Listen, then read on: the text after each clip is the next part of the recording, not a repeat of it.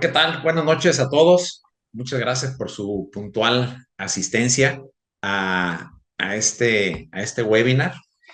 Bueno, pues que consideramos muy interesante. El tema, bueno, como ya lo habrán visto, es la suplementación calórica proteica en el adulto mayor. Para eso nos acompaña el licenciado experto en nutrición clínica, Víctor Andrés Bolaños Toscano. Él, bueno, pues ya nos ha acompañado con algunos otros webinars y bien, pues han tenido bastante aceptación.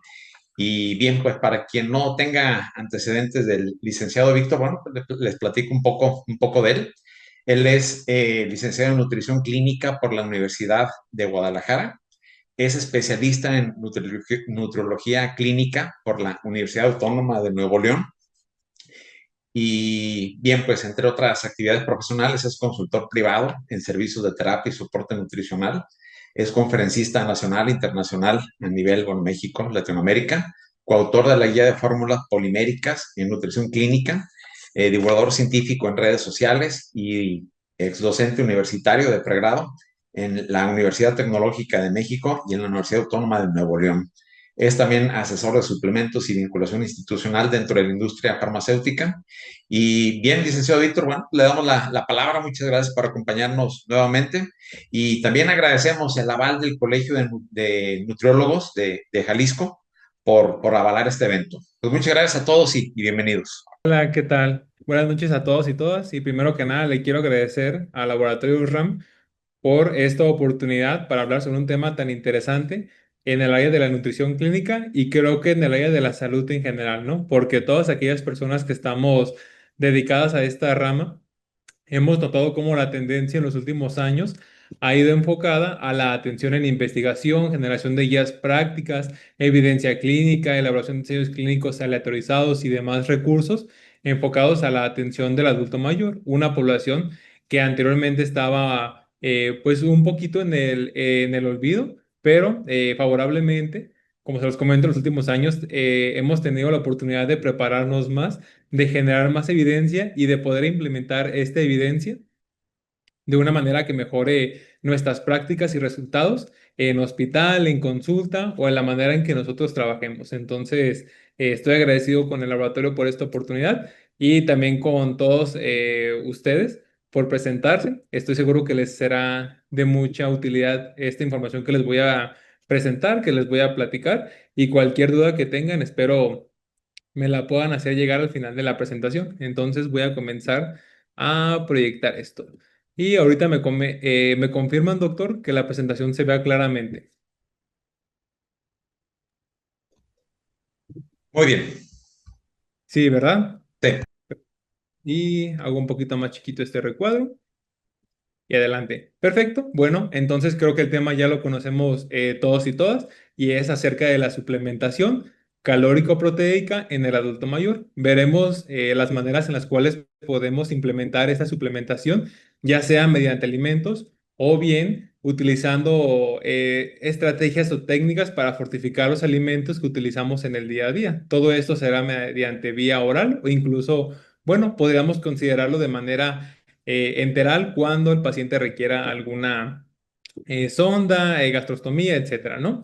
Y el punto importante es el conocer cuándo, cómo y sobre todo para qué realizar esta suplementación, ¿no? Porque en años anteriores la suplementación creo que era un poco más reducida al área de vitaminas, minerales y otro tipo de elementos, pero en años recientes la investigación ha ido más enfocada a la suplementación de manera funcional con suplementos calórico-proteicos, ya sea mediante fórmulas poliméricas o la modificación de la densidad calórica energética proteica en los alimentos, combinando pues cierto tipo de combinaciones, vaya.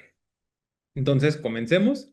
Este soy yo. Bueno, creo que ya me presentaron. Soy licenciado en nutrición. También estudié una especialidad en nutriología clínica por parte de la Universidad Autónoma de Nuevo León. Y bueno, tengo distintas actividades, ¿no? Me gusta la consulta privada en servicios de soporte nutricional enteral y parenteral aquí en Guadalajara, Jalisco, pero también puedo asesorar a algunas personas de manera virtual. he tenido la fortuna y la oportunidad de ser conferencista a nivel nacional e internacional en temas de nutrición clínica, soporte enteral y parenteral, ¿no? Hace tiempo realicé una guía de fórmulas poliméricas bastante práctica y bueno, también me gusta la divulgación de redes científica en redes sociales, ¿no? Y el área de enseñanza. Pero bueno, comencemos con el tema. Y antes de entrar en materia acerca de la suplementación calórico-proteica, debemos entender el contexto de por qué surge esta necesidad, ¿no? Y creo que uno de los puntos más importantes a destacar es que alrededor del 25% de los adultos mayores se encuentran en un estado de desnutrición o en riesgo de desnutrición, ¿no? Lo cual sabemos que se implementa de manera distinta con las herramientas de evaluación y diagnóstico implementadas en cada caso. Y se espera que esta cifra aumente a medida que la población mundial continúe envejeciendo, lo cual es la tendencia a nivel global y sobre todo a nivel Latinoamérica o incluso en algunas regiones como Europa o Asia ya están enfrentando esta situación. Ahora, antes de entrar, como se los comento, de lleno en el abordaje de la desnutrición, debemos tener en claro cómo se diagnostica, cuál es la definición, qué manifestaciones clínicas existen, qué tipos de desnutriciones podemos encontrar en los pacientes adultos y adultos mayores, porque a partir de un diagnóstico preciso en el estado nutricional, podremos establecer una mejor terapia de nutrición que vaya enfocada a, como se los comento, tener en cuenta los aspectos que van más allá de las calorías o de las proteínas, sino complementar inmunonutrientes, cierto tipo de vitaminas, etcétera, etcétera, ¿no? Por lo tanto, ¿qué es la desnutrición? Y bueno, tenemos esta definición que nos comparte Espen, en el cual nos comenta que es un resultado, bueno, es un estado resultante de la falta de ingesta o problemas de absorción de nutrientes, ¿no? ¿Y esto a qué nos lleva o qué provoca una alteración en la composición corporal? Bueno, lo podríamos resumir como una disminución en la masa libre de grasa o la masa funcional, masa muscular, podríamos definirlo de esa manera y de la masa celular corporal o aquella masa o elementos en nuestro cuerpo que nos permiten tener esa funcionalidad, más allá de una cantidad muscular, la funcionalidad que nos permite para el movimiento, fuerza y realizar otro tipo de actividades. Y bueno, esto nos lleva a qué? A lo que les comento, una disminución de la función física y mental y un deterioro del resultado clínico en general de la enfermedad. Pero bueno, podremos verlo de una manera un poco más práctica o entendible con las siguientes diapositivas, ¿no? Y bueno, ¿cuál es la prevalencia de esta desnutrición? Sabemos que es muy distinto la frecuencia con la cual nos podremos encontrar ante este contexto, pero en algunos hospitales e institutos la prevalencia puede ir desde un 25 hasta un 41,3%. Esto varía según qué, bueno, según los criterios utilizados, ¿no? ¿Y cuál es una de las principales problemáticas en la salud pública? O bueno, la salud pública en México o con la nutrición en México, que no en todos los hospitales existen mecanismos establecidos para la evaluación, detección y seguimiento del paciente con desnutrición. Por lo tanto, se nos puede llevar a cifras un poco más bajas o bien un poco más establecidas, ¿no? También según el criterio utilizado por la persona que evalúe, la herramienta utilizada, etcétera, etcétera, ¿no? Y en algunas casas de retiro o bien residencias geriátricas, lo mismo, ¿no? La prevalencia puede ir desde un 6,5% hasta un 85% de los usuarios. Lo recalco, si existe algún profesional de la salud encargado de poder evaluar y diagnosticar esto, lo más probable es que el diagnóstico o la prevalencia de desnutrición aumente en comparación a no contar con alguien que sea experimentado en este tema. Y bueno, ¿qué factores de riesgo pues nos llevan al paciente hospitalizado con los problemas nutricionales? Los siguientes, ¿no? Sabemos que individualmente se presentan factores que nos predisponen a la desnutrición, como la vejez per se, la presencia de otro tipo de comorbilidades, diabetes mellitus, presión alta, etcétera, e incluso el uso de la polifarmacia, una de las situaciones más comunes y prevalentes en el adulto mayor, ya sea hospitalizado o no. Y factores sociales, ¿no? Como la dependencia funcional, que el paciente cuente con bajos ingresos económicos, soledad e aislamiento social. Y finalmente podemos, de igual manera, contextualizar los factores de riesgo organizacionales que están muy presentes en, bueno, en los entornos en los cuales nosotros podemos trabajar. Como bien se los comenté, la falta de un mecanismo para detectar el riesgo nutricional. Y aquí nosotros, bueno, los que son nutriólogos o personas con formación en nutrición clínica, tienen muy claro que cualquier persona que ingrese a un hospital debe de ser tamizada en las primeras 24 o 48 horas para evitar los problemas que ya conocemos por una desnutrición no atendida. Pero eso nos lleva al siguiente punto, ¿no? Que no en todos los hospitales, institutos o en residencias para el adulto mayor se cuenta con personal capacitado en materia de nutrición. Y esto nos lleva a tener en el entendido que no solamente es contar con una herramienta de tamizaje que alguien pueda realizar, sino que tenga la experiencia y el criterio para poder contextualizar lo objetivo y subjetivo que nos predispone a una desnutrición. Después, bueno, otros factores como dietas hospitalarias poco apetecibles, que es uno de los factores también muy comunes en este tipo de entornos, que existen ayunos prolongados secundarios a pruebas o procedimientos médicos, ¿no? ¿Cuántas veces no hemos visto en un hospital que el paciente que entró, bueno, el paciente que ingresó al hospital para X o Y situación no se tamizó adecuadamente, no pasó a algún nutriólogo o nutrióloga clínica especializado para evaluarlo? La dieta que implementaron en ese caso no era la adecuada eh, por las cuestiones de la consistencia o simplemente lo que el paciente necesitaba en el aporte calórico proteico. Y aunado a esto, los procedimientos médicos son continuos, lo cual lleva a que el paciente se quede en ayuno para pasar a quirófano, para alguna prueba, etcétera, etcétera, ¿no? El conjunto de estos factores son los que a fin de cuentas van a predisponer a que el paciente eleve su riesgo de desnutrición o bien que esta desnutrición pues vaya a progresar de leve, moderada, severa hasta otro tipo de complicaciones.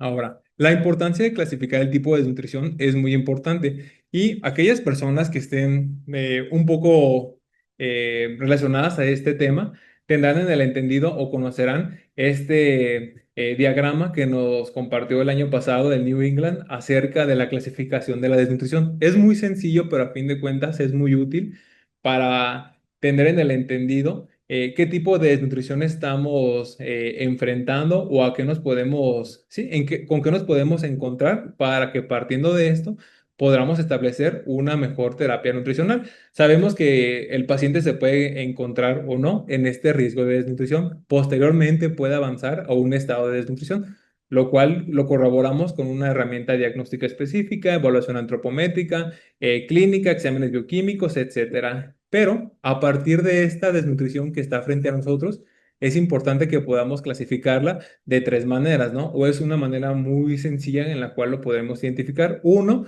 la desnutrición que está relacionada a factores proinflamatorios, ya bien o bien sea secundaria, alguna enfermedad crónica proinflamatoria, no sé, podríamos mencionar el paciente con cirrosis o alguna hepatopatía crónica, el paciente con algún problema oncológico, el paciente con enfermedad renal crónica, diálisis o hemodiálisis, algunos pacientes con problemas pulmonares obstructivos crónicos, etcétera.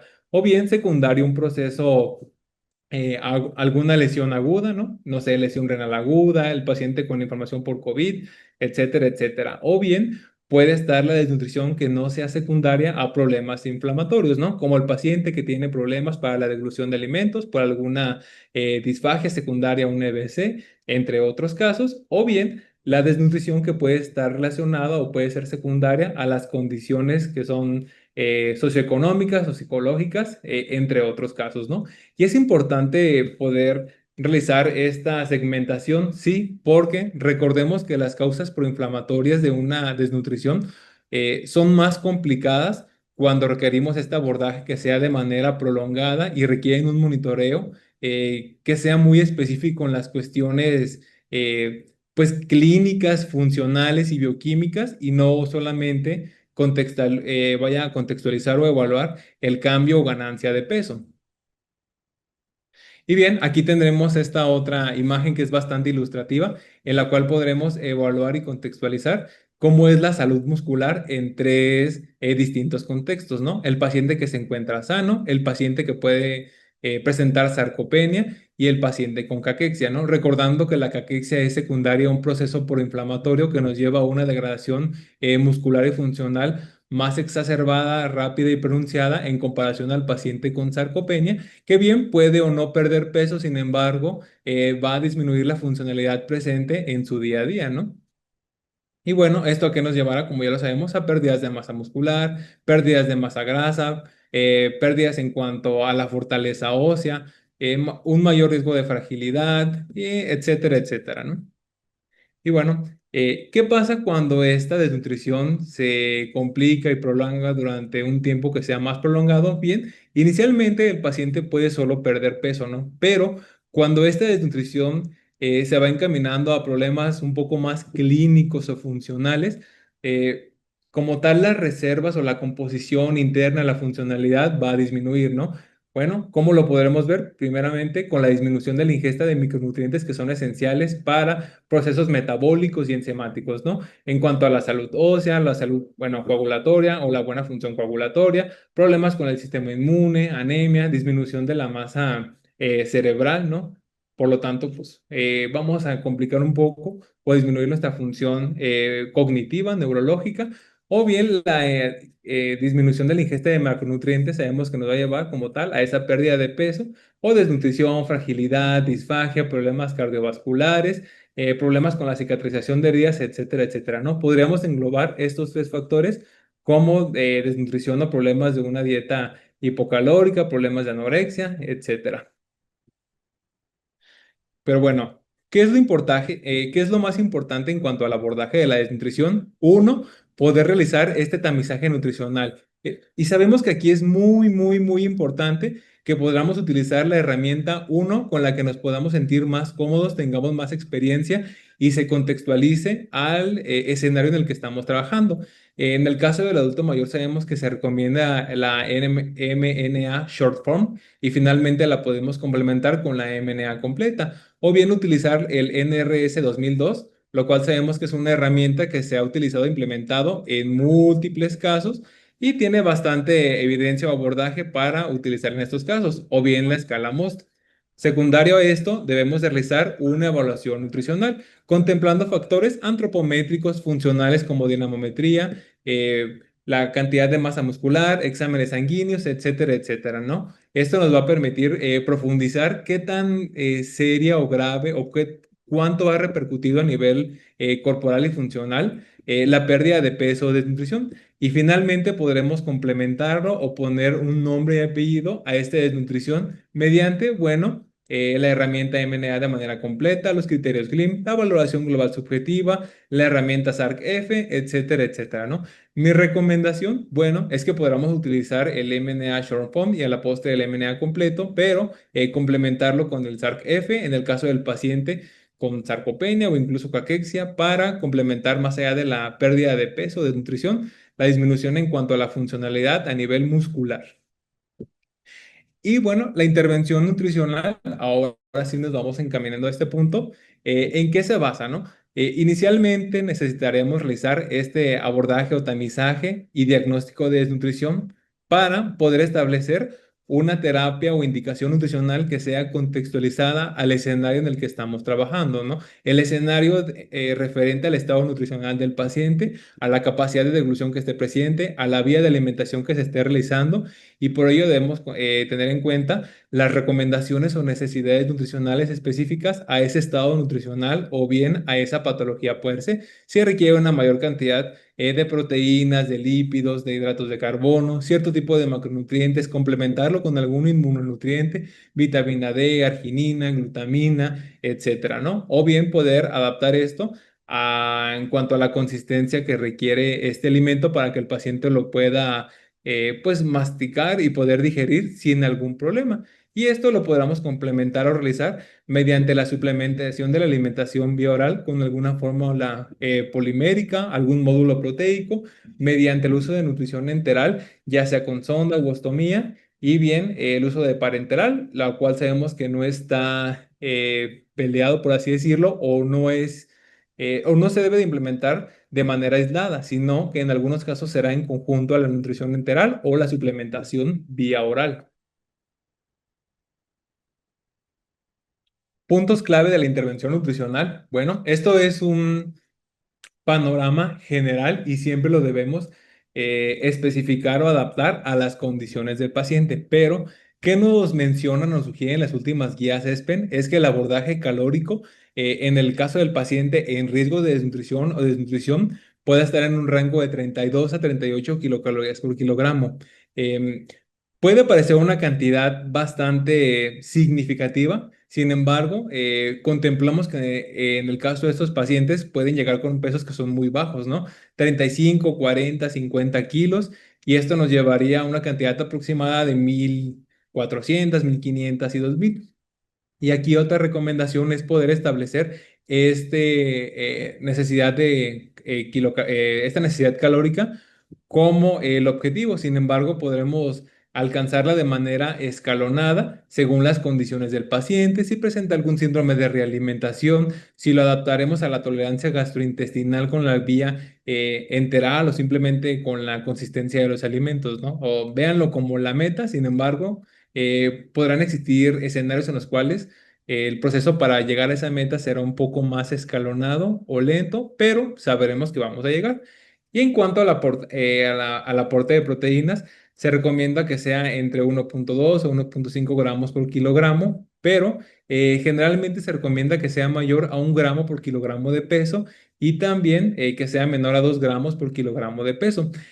Y aquí digo, como a manera de paréntesis, debemos mencionar que esto debe de ser contextualizado, contemplado, incluso en el paciente que se diagnostique con enfermedad renal crónica, pero no se encuentre en la etapa de terapia de reemplazo renal, porque se ha visto en años recientes que una dieta que sea hipoproteica en estos casos no disminuye tanto o de manera significativa que el paciente se acerque a esta terapia, pero sí merma su estado nutricional.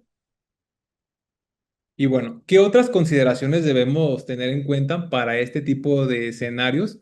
Uno, es que en la indicación de nuestra aporte calórico proteico, nuestro plan de alimentación y demás, debemos promover o contextualizar que el paciente debe estar acompañado en las comidas, porque si el paciente se encuentra hospitalizado y los familiares que lo atienden no están muy presentes, probablemente el paciente no tenga el ánimo o incluso la capacidad funcional de poder alimentarse.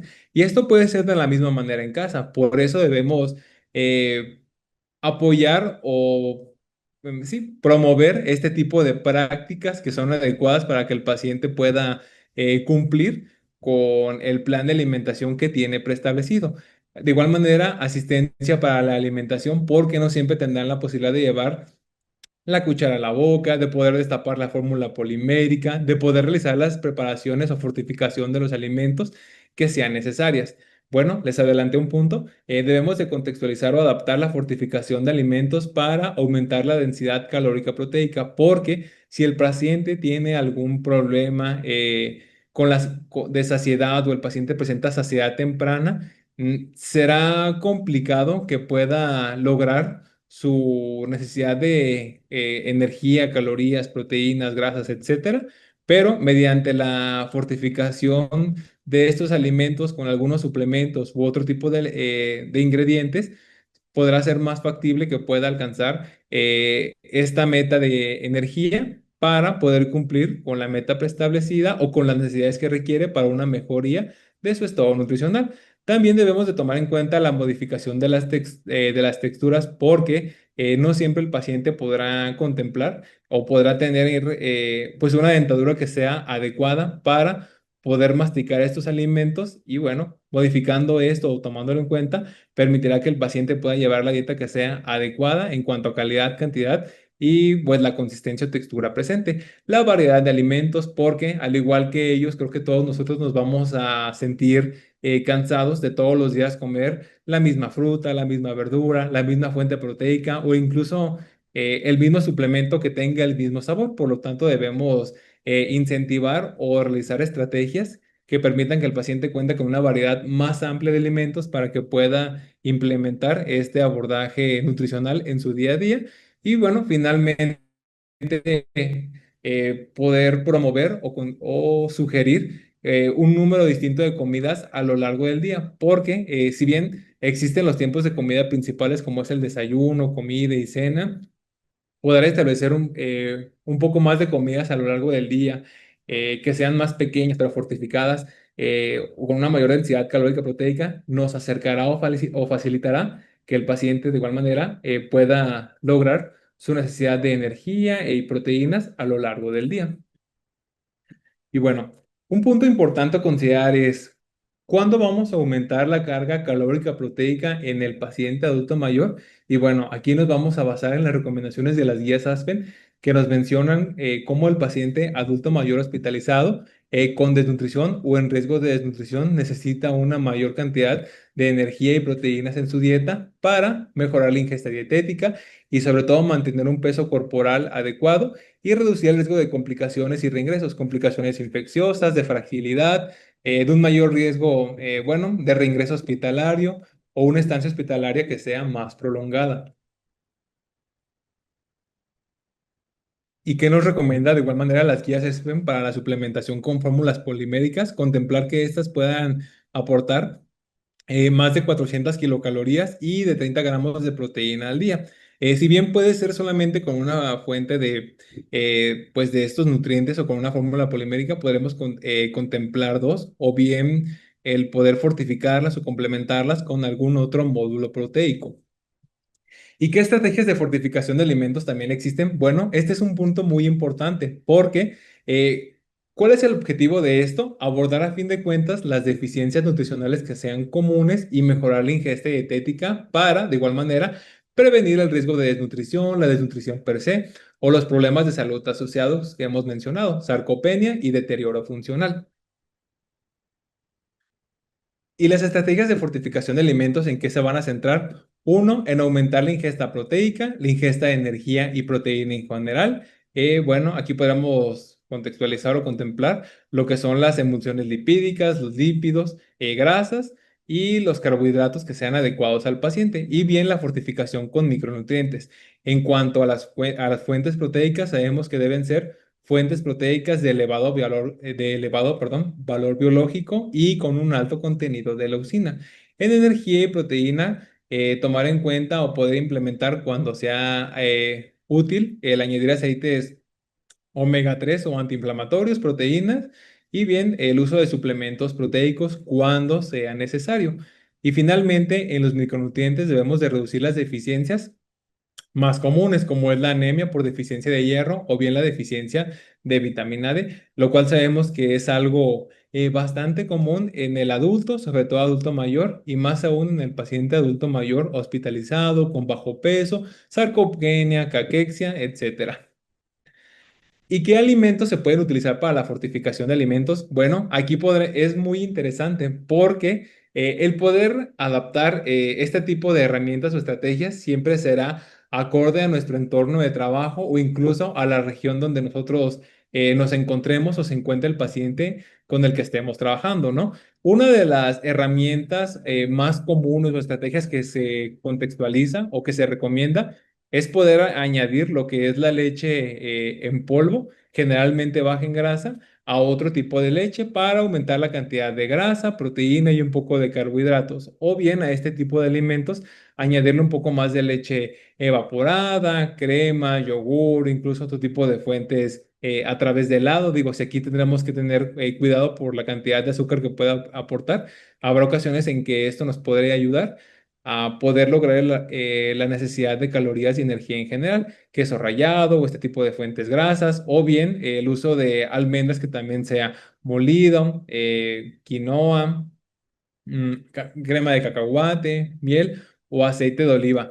La verdad es que en este apartado no está muy establecido por alguna organización en nuestro país. Aquí es una práctica que más bien uno suele dialogar con sus colegas o bien lo intenta adaptar a los antecedentes dietéticos que forman parte de los antecedentes de vida y salud de nuestro paciente y a partir de esto poder establecer la estrategia que sea adecuada para la deficiencia que esté presente en nuestro paciente, ¿no? Si identificamos que requiere una mayor cantidad de fuentes de ácidos grasos que sean esenciales o omega 3, podemos contextualizar o poder optar y recomendar fuentes que sean como cierto tipo de harinas de almendras, ¿no? O el uso de aceite de omega 3. Si es proteico, podemos utilizar o sugerir este tipo de fórmulas lácteas en polvo para este tipo de pacientes, ¿no? Por lo tanto, aquí la fortificación de alimentos será entre los alimentos que estén disponibles, como se los comento, para el entorno del paciente, o bien que nosotros consideremos seguros y que van a aportarle más allá de calorías, nutrientes que sean esenciales y funcionales para el diagnóstico actual. Y en cuanto a las fuentes proteicas de calidad, me gustaría hacer énfasis en la siguiente tabla que encontré hace poco.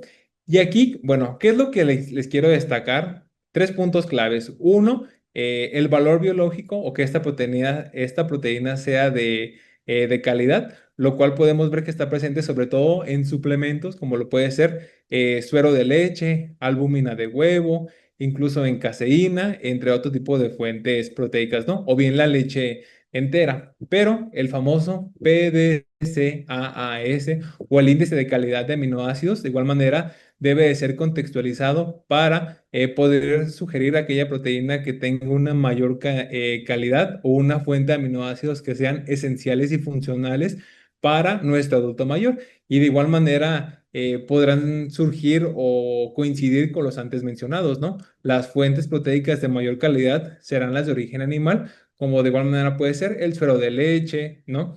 La caseína, como se los comento, la leche entera, la albúmina de huevo, etcétera. Y bien, como lo mencioné previamente, uno de los puntos a identificar y poder facilitar en la dieta de nuestros pacientes es la ingesta de leucina que va a estar en cierto tipo de fuentes proteicas, ¿no? Y aquí de igual manera sabemos que una de las principales fuentes de leucina que podemos considerar suele ser de origen animal o del suero de leche presente en este tipo de proteínas como suero de leche, la caseína, ¿no? Y finalmente un poquito en cuanto al huevo, ¿no? Pero sabemos que existirán las fuentes sobre todo, pues, de suero de leche, como se los comento, para poder facilitar que el paciente cumpla con la ingesta de este aminoácido que es tan importante para la regeneración y funcionalidad de la masa muscular en conjunto a la cantidad proteica que es ideal. Ahora, ¿qué resultados podemos encontrar previo a ensayos clínicos que se han realizado con el abordaje o aporte de calorías y proteínas? Y uno, primero establecer que la suplementación ha sido bastante estudiada, ¿no? E incluso está, bueno, este metaanálisis que aquí les compartí, en el cual ellos vieron que durante y después de una estancia hospitalaria, la suplementación energético, calórica, proteica puede disminuir hasta en un 16% el riesgo de reingreso hospitalario, lo cual es bastante significativo, uno, para la salud del paciente y dos, para la salud del mismo sistema de salud en el cual nosotros trabajamos, o bien si el paciente se atiende de manera privada, esto le permitirá pues modificar o ahorrar cierto tipo de gastos, ¿no? Y en cuanto a la suplementación calórico-proteica, tendremos estos ejemplos que les voy a comentar a continuación, que son un poco más direccionados al abordaje o aporte de cierto tipo pues de fórmulas polimédicas, ¿no? Y tenemos este estudio en el que podemos destacar los siguientes datos, ¿no? Uno, que fue realizado en una muestra de 244 pacientes. La duración de la intervención en este estudio y en general, para que también ustedes lo tomen en cuenta, cuando realicen el seguimiento de sus pacientes, suele ser de 8 a 12 o hasta 16 semanas. En este caso fue durante 12 semanas. La prescripción fue de dos suplementos a lo largo del día y las características del suplemento que se utilizó fueron las siguientes, ¿no? 268 calorías, un aporte proteico de 12,4 gramos, 8,6 gramos de lípidos, 33,2 gramos de hidratos de carbono y ningún otro inmunonutriente o sustancia activa, ¿no? Y ellos que pudieron vigilar, uno, cómo los pacientes en general pues presentaron una ganancia de peso que a fin de cuentas resultó significativa, sobre todo en el adulto mayor. Posteriormente, como el MNA que ellos habían realizado aumentó en cuanto al puntaje para disminuir el riesgo de desnutrición al cual pues se predisponía el paciente. Y finalmente la funcionalidad aumentó referente a la fuerza de agarre en mano. Y bueno, podemos ver que pese a que aún se encontraba en un valor que podría clasificarse como dinapenia, aumentó. Pero esto a fin de cuentas nos llevó a una ganancia o mejoría de la funcionalidad y composición, lo cual es el objetivo de la intervención calórico-proteica o del nutriólogo clínico en este tipo de escenarios. Pero bueno, les voy a presentar otros resultados que son igual de interesantes y que les pueden funcionar. En este caso fue una suplementación calórico-proteica, pero contemplando o utilizando vitamina D e hidroximetilbutirato.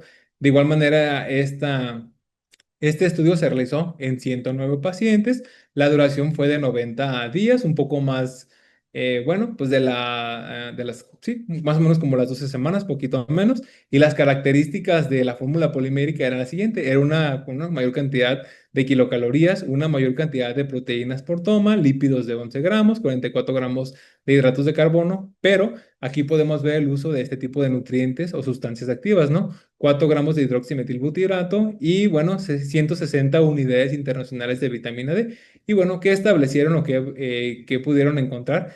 Referente a la muerte o readmisión, no hubo una diferencia que fuera tan significativa en el grupo que recibió la fórmula polimérica en comparación al grupo que no la recibió. De igual manera con la readmisión, pero la supervivencia fue lo que a fin de cuentas se modificó y lo pudieron encontrar cuando lo evaluaron de esta manera, ¿no? En el cual ellos identificaron cómo a partir del día 30 los pacientes que realizaban esta ingesta del suplemento tenían una mayor supervivencia en comparación a aquellos que no lo realizaron, ¿no? Por lo tanto, aquellos pacientes que no realizaron la ingesta de este tipo de intervención calórica proteica tuvieron un riesgo pues de 4 veces mayor o bueno, una probabilidad 4 veces menor de supervivencia en comparación a aquellos que pudieron realizar esta modificación en cuanto a su ingesta energética proteica y que a fin de cuentas resultó funcional para su calidad de vida, ¿no? Y bueno, aquí lo podemos preestablecer de la misma manera como los resultados se evaluaban a partir del día 30, 60 y 90 en el grupo placebo y en el grupo de pacientes que recibió o utilizó esta fórmula polimérica. Y podemos ver cómo el resultado fue sostenido e incluso aumentó a partir del día 30 al 60 y 90 para presentar un menor riesgo de mortalidad, lo cual creo que es algo bastante significativo para nosotros como profesionales de la salud como, bueno, para el familiar o incluso si nosotros pues fuéramos el mismo paciente, poder utilizar esto a nuestro favor para, a fin de cuentas, mejorar nuestra calidad de vida.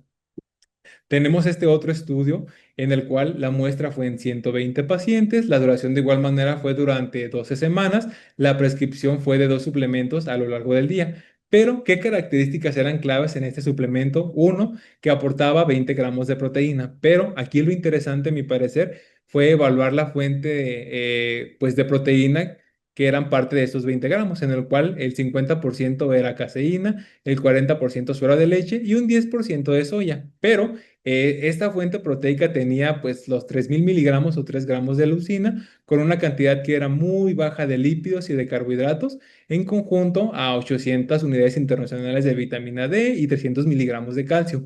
Y bueno, uno de los resultados más interesantes que les quise compartir es el siguiente, ¿no? En el cual podemos ver cómo de manera inicial a lo largo de 12 semanas los niveles de vitamina D en sangre aumentaron en estos pacientes de los 34,53 nanogramos sobre mililitro hasta los 40,62. Y en este caso recordemos que la deficiencia de vitamina D es relacionada a un mayor riesgo de mortalidad o una mayor probabilidad de padecer sarcopenia o desnutrición, lo que a fin de cuentas se correlaciona con una estancia hospitalaria que es más larga o un mayor riesgo de complicaciones secundarias o los problemas de desnutrición. Y aquí podemos ver cómo la masa corporal magra, a fin de cuentas, o la masa funcional de igual manera aumentó en los pacientes que recibían el aporte de esta fuente proteica o suplemento proteico en comparación al grupo control que se mantuvo en los mismos rangos, ¿no? Por lo tanto, terminó por ser un aporte significativo. Si bien no para ganar pues muchísimo peso, ¿no? Podemos mencionarlo de esa manera, sino para no perder, lo cual es bastante significativo y sobre todo puede ser útil según el escenario o tipo de desnutrición o patología que estemos tratando. Y finalmente, ¿qué resultados existen de la fortificación calórico-proteica? Uno de los elementos clave de esta charla.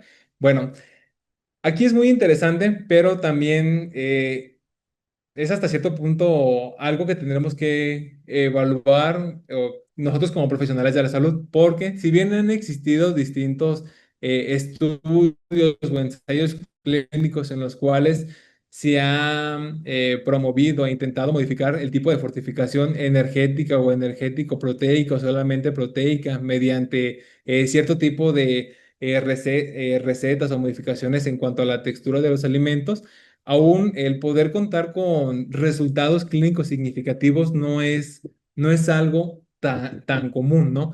Y bien aquí digo, más allá de poder pensar que esto no es algo que funcione, tendremos que tener en el entendido que esta parte de la fortificación de fuentes energético-proteicas o lípidos mediante la modificación de la textura de la dieta o un mayor número de comidas a lo largo del día sigue como un tema de estudio y con el pasar de los años lo podremos ir evaluando. A fin de cuentas, nosotros lo tendremos que evaluar a una escala muy pequeña con la intervención que realicemos con nuestros pacientes para intentar identificar el abordaje que realizamos y poder, bueno, a fin de cuentas establecer si esta modificación o, sí, aumento de la cantidad de energías o proteínas en la dieta funcionó o no, independientemente de la cantidad de gramos por día de proteína, de la cantidad de kilocalorías por día que nosotros añadimos, ¿no? Esto va a ser algo que sigue, pues, en una etapa de estudio porque aún no existe tampoco tantas guías que sean muy claras respecto a cómo modificar la textura de los alimentos. Pero es muy interesante cómo es cada vez un tema que se estudia más y más y más y que se está promoviendo cada vez más porque, bueno, podemos ver cómo en este caso algunos estudios son recientes para poder realizar esta práctica que termina por ser sana o benéfica para la salud del paciente. Y de igual manera con los siguientes estudios, ¿no? Podemos ver cómo se aumenta la cantidad de proteína, energía y proteína, solamente proteína, mediante distintas herramientas de intervención con fórmulas poliméricas, licuados poliméricos artesanales, el poder añadir una mayor cantidad de carbohidratos, lípidos o proteínas a las recetas que se realicen para poder acercarnos a los resultados que presenten una mejoría clínica en el paciente que estemos trabajando en conjunto con los otros profesionales de la salud, ¿no?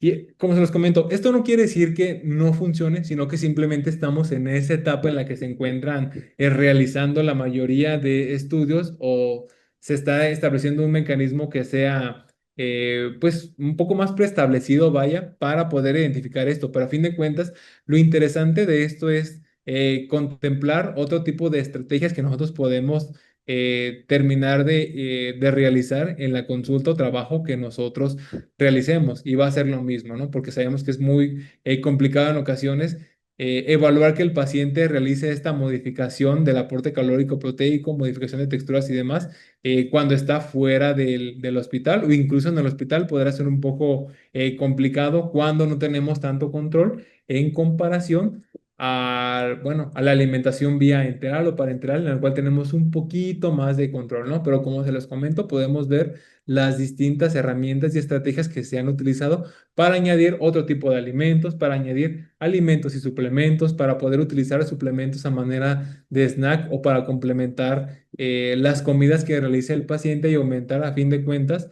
la cantidad de energía, proteína y nutrientes funcionales para su situación, ¿no?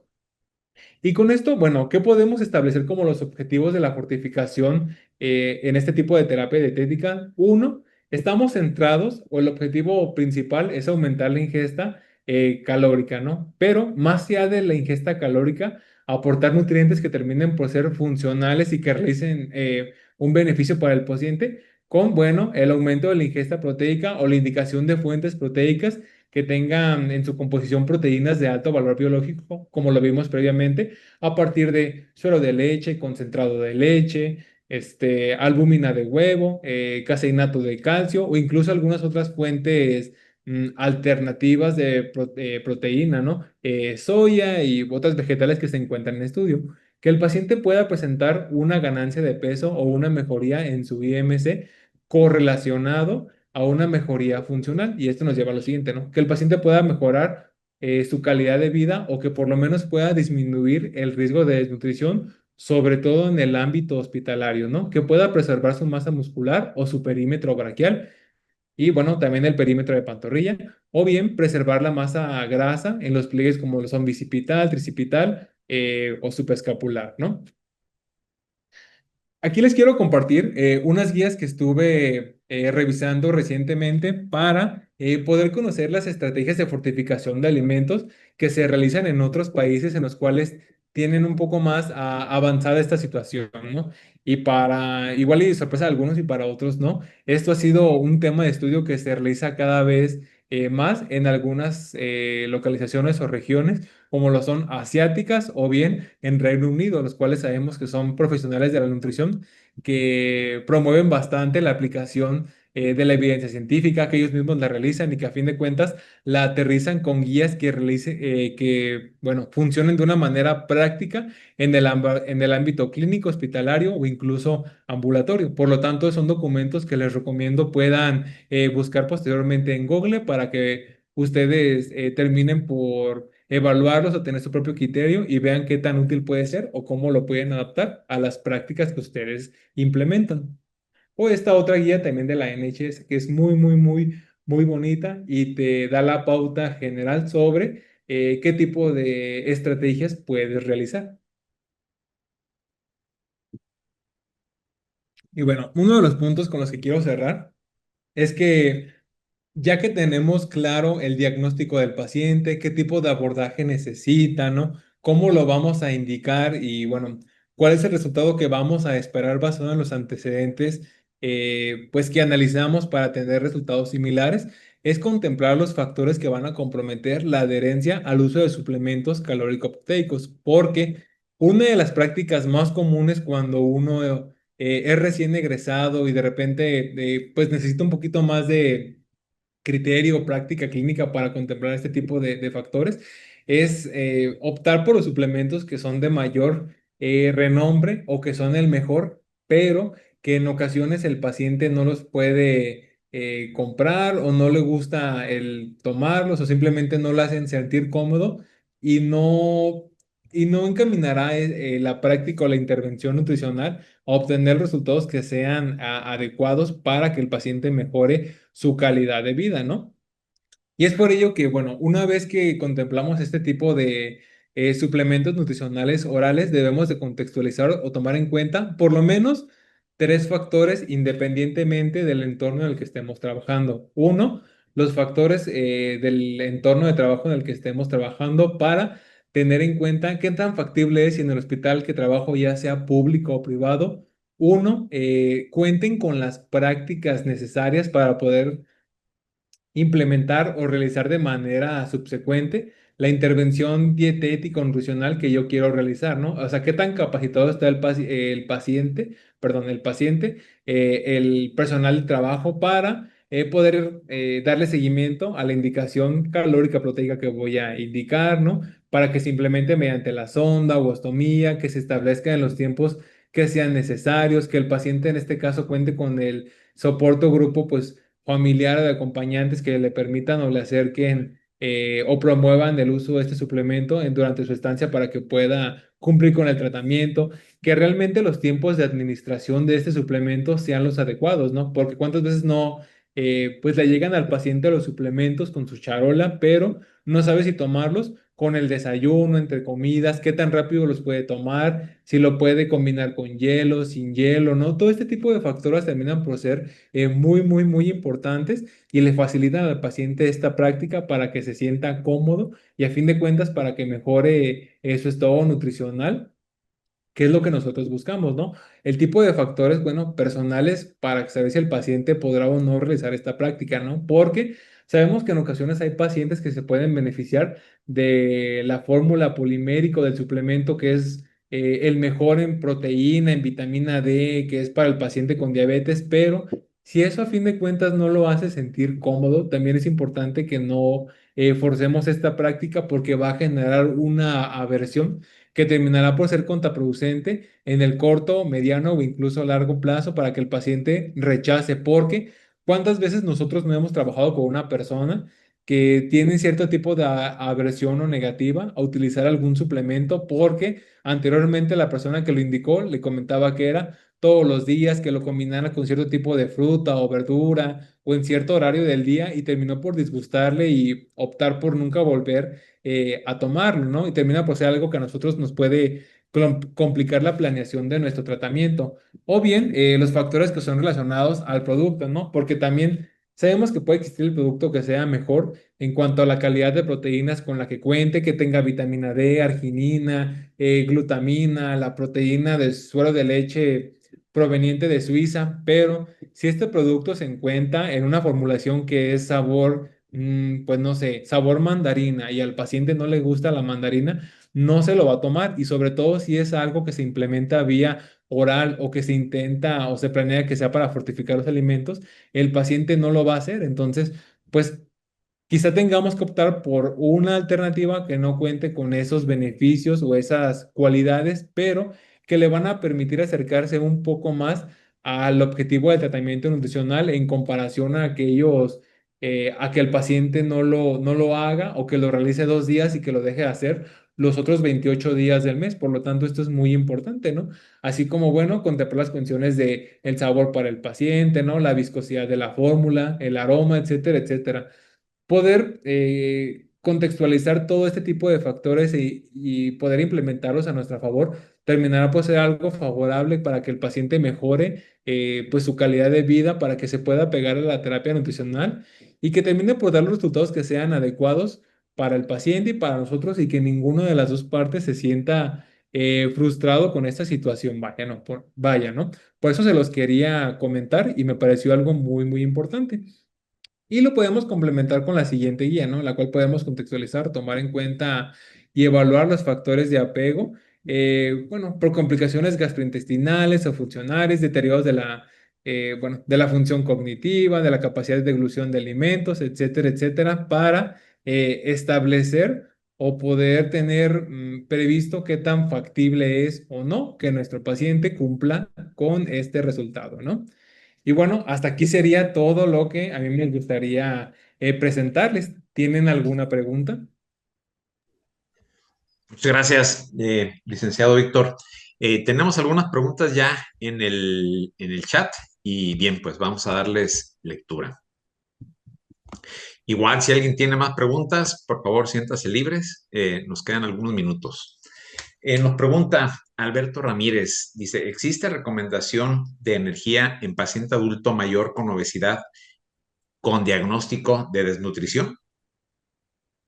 Bueno, en este caso habría que establecer el grado de obesidad que está presente en el paciente, pero también evaluar qué patologías acompañan a esa desnutrición en la obesidad, ¿no? Porque si el paciente es adulto mayor y tiene y cuenta con el diagnóstico de obesidad y está en riesgo de desnutrición por pues, algún tumor, enfermedad renal crónica o cirrosis, lo ideal sería poder, bueno, uno, evaluar algún peso teórico o peso ideal, o dos, utilizar la cantidad que sea lo mínimo recomendado del paciente con riesgo de desnutrición para evitar que nuestro paciente pueda perder mayor peso y funcionalidad en este tipo de casos, ¿no? Y también puntualizar si esta obesidad está acompañada de obesidad sarcopénica o si solamente es obesidad, vaya, ¿no? Pero no optar por una indicación que nos lleve a una pérdida de peso y masa muscular, ¿no? No contextualizar una dieta que sea hipocalórica, vaya. Bien, muchas gracias.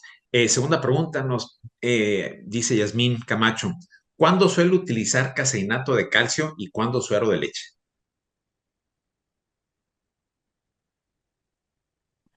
Bueno, el caseinato de calcio es una fuente proteica bastante completa, pero en pacientes que tengan una sensibilidad un poco más marcada a nivel gastrointestinal, el caseinato de calcio puede ser un poco más pesado, dicho de manera coloquial, o poder ser, sí, puede que sea más factible que genere cierto tipo de malestares o intolerancias gastrointestinales. Si es así, o sea, lo que se puede utilizar sería suero de leche, que es una fuente proteica un poco más ligera o tolerable en algunos casos, ¿no? Pero si no está presente alguna de esas situaciones o el paciente no tiene algún antecedente de intolerancia pues bastante marcada a fuentes lácteas, podemos utilizar sin problema el caseinato de calcio. O bien, si el paciente tiene problemas en cuanto a situaciones con el manejo de calcio a nivel sanguíneo, también debemos de contextualizar esta situación. Muchas gracias. Nos pregunta también la maestra Paola ¿cuál será el aporte de leucina ideal para estos pacientes? Bueno, los estudios y la evidencia que yo he evaluado generalmente establece resultados significativos a partir de los 3 gramos. Si bien hasta donde yo tengo entendido no está establecido por ESPEN o ASPEN, como se los comento, la evidencia científica que yo he evaluado es generalmente en 3 gramos a partir de 3 gramos de leucina. Muchas gracias. Lucía Cruz Peña dice, ¿la proteína de caseinato de calcio es viable para pacientes con obesidad sarcopénica y por cuánto tiempo sería viable? Sí, sin problema, como lo comenté, ¿no? Si el paciente no cuenta con algún antecedente de intolerancia a este tipo de fuente proteica, se puede implementar. Incluso recordemos que el caseinato de calcio es una fuente proteica de manera prolongada o sostenida porque la digestión es más lenta, ¿no? Entonces, si el paciente cuenta con algún problema, pues nutricional, vaya, ¿no? O con problemas de saciedad temprana o bueno, y demás el caseinato de calcio puede ser una alternativa bastante interesante. ¿Y por cuánto tiempo debemos utilizarla? Bueno, aquí depende de los resultados que nosotros evaluemos en nuestros pacientes. Como se los mostré en los estudios, los resultados o cambios en materia de nutrición en este tipo pues de aspectos o elementos se pueden presentar a partir de los 2 o los 3 meses, ¿no? Y aquí es qué tipo de cambios quieres eh, evaluar tú, ¿no? Cambios a nivel de composición o cambios a nivel de funcionalidad. Perfecto. Se está cortando un poquito, licenciado. No sé si quiera apagar la cámara. A lo mejor eso nos mejora un poquito el audio. Nos pregunta Ana Ramírez, dice, ¿pudiera compartir por favor de nuevo las guías? Bueno, también les comentamos que en la diapositiva que sigue vienen nuestras redes sociales. Esperamos subir la presentación más o menos en una semana. También, bueno, en estas redes sociales, si damos la diapositiva que sigue, por favor, también podemos aceptar sugerencias de temas, comentarios y también viene por ahí el QR en el cual, bueno, podrán solicitar su constancia. Una pregunta más, nos dice Ilse Topete, ¿cada cuánto se recomienda hacer el aumento calórico en un paciente hospitalizado? Ay, bueno, bueno, voy a caer en el clásico, ¿no? Depende. Bueno, nuestro paciente ingresó y cuenta con un riesgo de síndrome de realimentación establecido o no, ¿verdad? Porque a partir de eso y de igual manera contemplando la tolerancia y funcionalidad a nivel gastrointestinal, cada paciente será pues un caso muy distinto, ¿no? O sea, yo en la mayoría no sé, digamos que paciente, ¿se escucha? Sí, Sí, muy bien. Yo digo, yo podría recomendar que en un paciente que no tenga algún problema de funcionalidad a nivel gastrointestinal o tolerancia, el aporte calórico podría alcanzarse en 2 o 3 días, ¿no? Pero es que esto va a ser muy distinto si el paciente está con vía enteral, ¿no? Si es infusión continua, si es con bolos, si el paciente pues ingresó por alguna resección quirúrgica a nivel gastrointestinal, si el paciente cuenta con aminas o este aporte de aminas vasoactivas, o sea, será muy distinto, ¿no? O sea, entonces sí, no te puedo dar como un resultado, ¿no? Digamos que quizá así como lo más largo podría ser 7 a 10 días y me parece bastante, ¿no? Pero cada caso va a ser peculiar. muchas gracias. Gumaro Zabaleta nos dice, excelente presentación, gracias por compartir el conocimiento. Hugo tiene una pregunta, dice, ¿las proteínas vegetales como la Birdman se puede utilizar como suplementación? Sí, y qué bueno que lo pregunta el colega, porque, y digo, ya no lo mencioné, pero qué bueno que lo dice, tampoco tendremos que estar sesgados con esta cuestión del suplemento es solamente para tal población, ¿no? Porque en ocasiones tenemos esta relación muy marcada nosotros, ¿no? De que este suplemento es para deportivo, este suplemento es para el área, pues, de embarazo, este solamente es para el paciente pediátrico, pero pues la verdad es que no es exclusivo. Si bien se recomienda para este tipo de casos, podremos nosotros utilizar este tipo de suplementos que son de otras áreas para el aporte calórico proteico del adulto o adulto mayor. Entonces, sí, sin problema, ¿verdad? No importa que las vitaminas sean, como se los digo, para la paciente embarazada, para el paciente con enfermedad renal crónica, con diabetes, etcétera, lo podemos implementar. Y no hay problema, simplemente pues evaluemos las cuestiones de necesidades y cómo responde el paciente a nivel metabólico y funcional a este tipo de indicaciones, vaya. Ok, luego nos dice Diana, ¿qué producto recomienda que tenga HMB? HMB.